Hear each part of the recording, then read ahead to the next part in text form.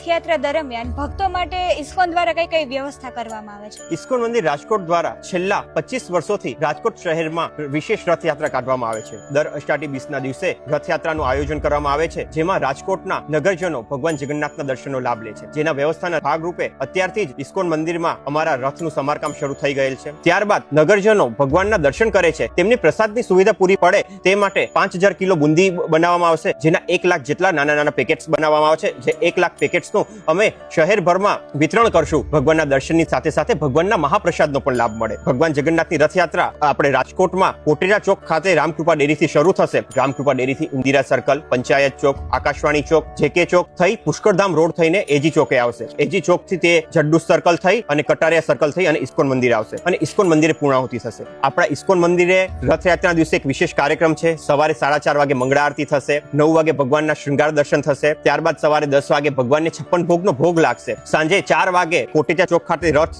Already આવી ગયો છે, ત્યાં ભગવાન આવશે. 5 વાગે ભગવાનની રથયાત્રાનો પ્રારંભ થશે. નગરજનો જેમને નજીકમાં પડતા પોઈન્ટે આવે અને ભગવાનના દર્શનનો, ભગવાનના રથ ખેંચવાનો લાભ લે. શાસ્ત્રોમાં કહેવામાં આવેલું છે કે ભગવાન રથ ઉપર આરૂઢ થયેલા ભગવાન જગન્નાથ, બલદેવ અને સુભદ્રા માઈના જે કોઈ પણ દર્શન કરે છે તેના આ જીવનભરના ભવસાગરના દુઃખોનું છે. આપ સૌ કોઈ પધારો અને ભગવાન જગન્નાથ, બલદેવ, સુભદ્રા માઈના દર્શનનો લાભ લો.